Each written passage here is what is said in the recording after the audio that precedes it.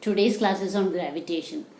In this chapter, we come across a few terms like Newton's law of gravitation, gravity, free fall, weightlessness, and so on. So, we'll do all these now. What is gravitational force? It is a force of attraction acting between two objects having masses. Now, let's take an example here. Here we have two objects of masses m1 and m2. They are separated at a distance of d. Okay. Now the line shown here is from center to center. That means distance is always taken from the center of one object to the center of the other object. Okay. Now the universal law of gravitation says that there is a force of attraction between two objects and that force acts along this line we have shown for D. So you can say force acts along that line. Okay. Now we are going to learn how to find the equation for force of gravitation. Is that clear?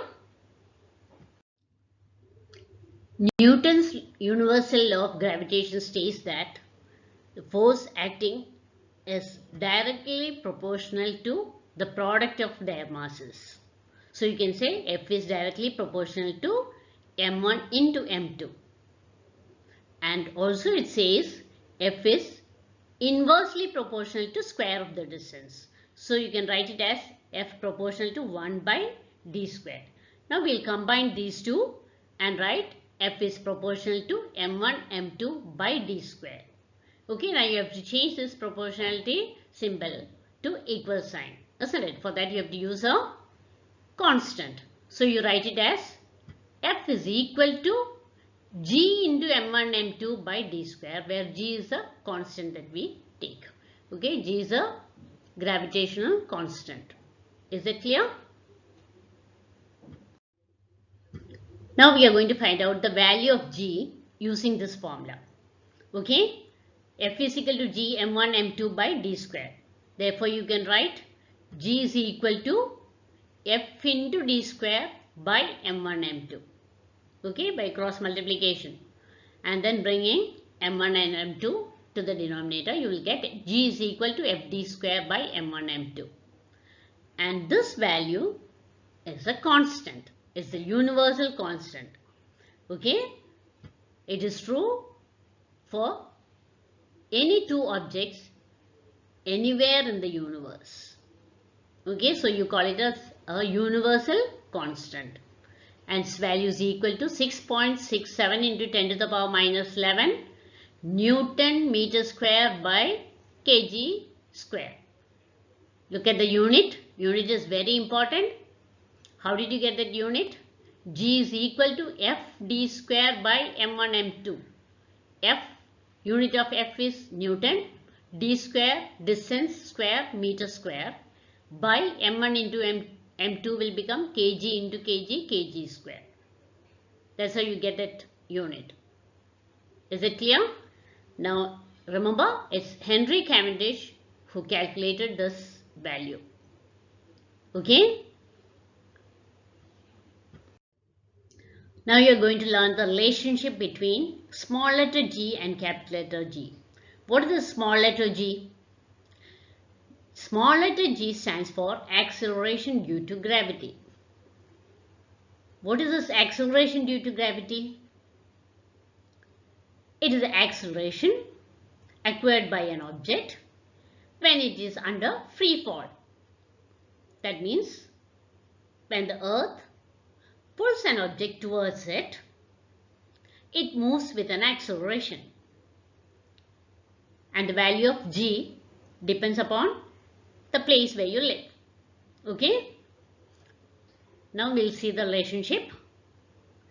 F is equal to G m1 m2 by d square. Now what is F there? It is the force of attraction between m1 and m2. But you have learned that according to Newton's second law of motion, F is equal to mg when a body is under free fall. F is equal to mg. When do you take F is equal to mg?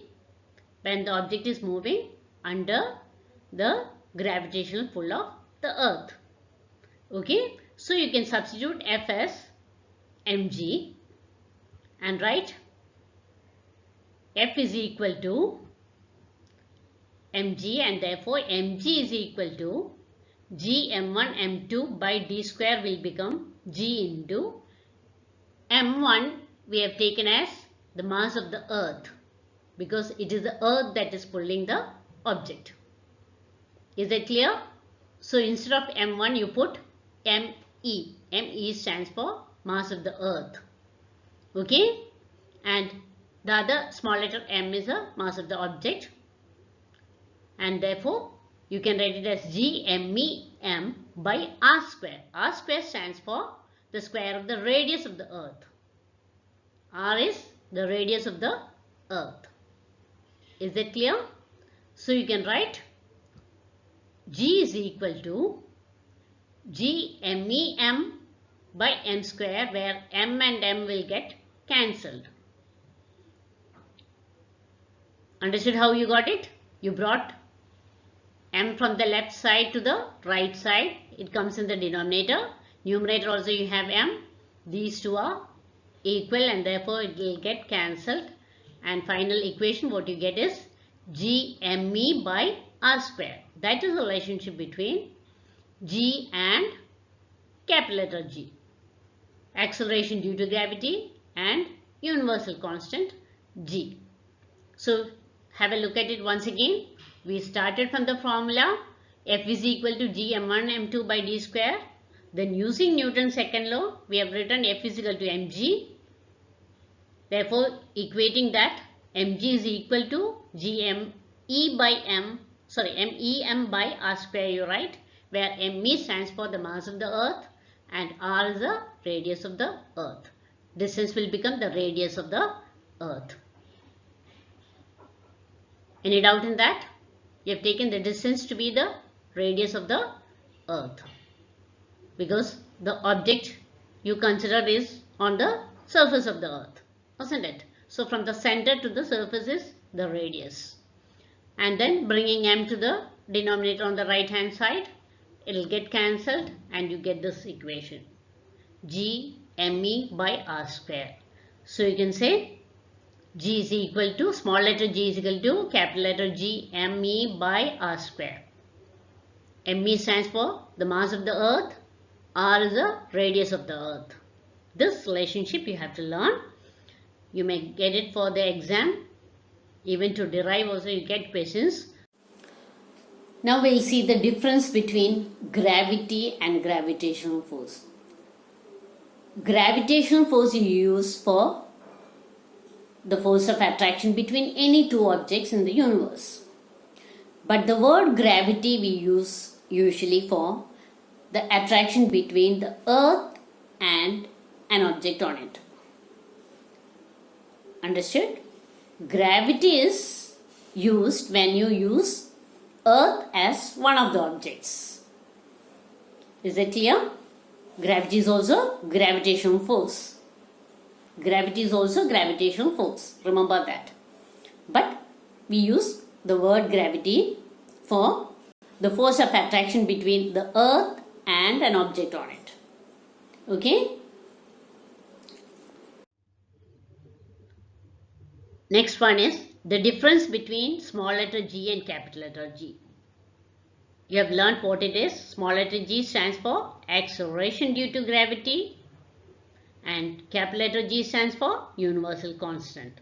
Okay. Now we'll take one by one.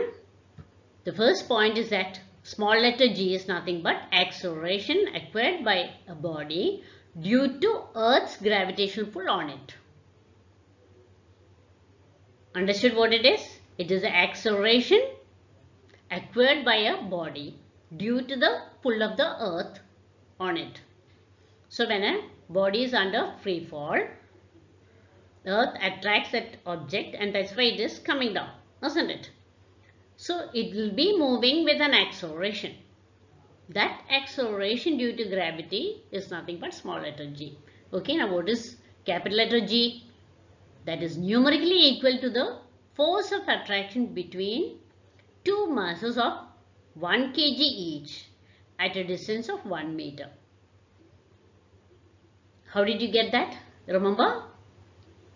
G's equation, you remember? It is nothing but Fd square by m1 m2. So using that you are defining G. It is equal to force. Force is expressed in Newton, isn't it? Force of what? Force of attraction between two objects of masses m1 and m2, which is equal to 1 kg each, and when it is at a distance of 1 meter. So you can say it is numerically equal to the force of attraction between two masses of 1 kg each at a distance of 1 meter. m1 and m2 both are equal to 1 kg and d is equal to 1 meter. When you substitute this value in the equation, you will get the G to be F. Okay? Now, next point. G, small letter g is not a universal constant. Acceleration due to gravity is not a universal constant. It is different at different places. But at a particular place, g is constant. When you take a particular place, g is constant for that place. It is also a constant, but only for that particular place. When you take it to some other place, value of g varies. You have learned that Earth is having a different shape, not exactly spherical. It is bulged at the center and flattened at the poles, isn't it? So you can say the radius will be greater to the equator, and therefore you can say the value of g will be less at the equator because distance is greater, and therefore you can say g is different at different places. Okay, according to latitudes, value of g changes. Okay, but for capital letter G, it is a universal constant. Anywhere in the universe you take, you find capital letter G has a constant value, and the value is equal to 6.67 into 10 to the power minus 11 Newton meter square per kg square. Okay, what is the value of G on Earth where we live? It is 9.8 meter per second square. Okay, now the next point is small letter g, acceleration due to gravity. G, small letter g is acceleration due to gravity. It is a vector quantity. But capital letter G is a scalar quantity. These are the differences. Do you want to go through that once again? Small letter g is nothing but acceleration due to gravity. Acceleration acquired by a body due to the pull of the earth. But capital letter G is a numerical value equal to the force of attraction between two masses of 1 kg each at a distance of 1 meter. Next point, small letter g is not a universal constant. It is different at different places. But capital letter G is universal constant and value 6.67 into 10 to the power minus 11 Newton meter square per kg square. Third one and the last one, small letter g, acceleration is a vector quantity and capital letter G is a scalar quantity. When do you say a body is having free fall? Free fall means a body is falling from a height to the earth under the gravitational pull of the earth. There is no other force acting on that object when it is under free fall. That is the most important thing you have got to remember. There should not be any other force acting on the object other than the gravitational pull when you say it is under free fall. Okay, so you can say it is a downward movement under the force of gravity only. Even a resistance should not be there. Okay, then you say it is under free fall. Now, usually for a free fall, you say the object is dropped, isn't it? Only when it is dropped, you say it will be having free fall. If you are throwing it, you are giving force on it, exerting force on it, so it is not a free fall. Okay, so the initial velocity will be equal to 0 for a body falling freely. Okay, and next point you have to remember is A is equal to G when it is falling under gravitational pull. Acceleration will be equal to acceleration due to gravity. That's what you have shown here. A is equal to G means acceleration of the object under free fall will be equal to acceleration due to gravity. And then next point is that you have learned Newton's equation V is equal to U plus AT. Here U is equal to 0 when it is under free fall and A is G, so it becomes 0 plus GT, that is equal to GT. Similar changes you can make for all the three equations. V is equal to U plus AT, V square is equal to U square plus 2AS, and then S is equal to UT plus half AT square. These are the equations you have learned, isn't it? So similarly, you can make changes for A and U in those equations also. The next term is weightlessness. What is this weightlessness? Weight becoming 0? Can that happen? No. You have certain mass. Therefore, you can say that mass is there always, isn't it? So, you have weight also. But weightlessness is that feeling as if you have no weight. It's only a feeling. Okay? Now, actually when you take weight on a balance, you stand on the platform of that to take your weight, isn't it? Now, what happens at that time? You exert force on that balance. That balance in turn gives a reaction force. According to Newton's third law, what is it? For every action there is an equal and opposite reaction. So when you exert force, that balance also will exert force back. That upward push is nothing but you feel as weight. So if that upward push is not there, then you will feel weightlessness. So it is the absence of that upward push that you feel as weightlessness. Is that clear? Suppose you are jumping from a height. As long as you are in the air, though you are pulled by the earth, you feel weightless.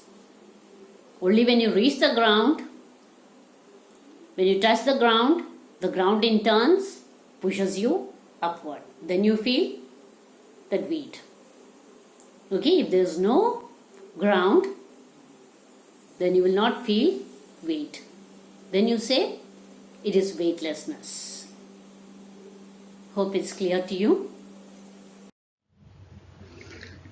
Now remember, it is the absence of the sensation of weight. And the second point you see, this is very important to remember, it occurs during a free fall. Remember, it occurs only during a free fall and also in the absence of any contact forces exerted by supporting flows or ground or scales and so on. Okay.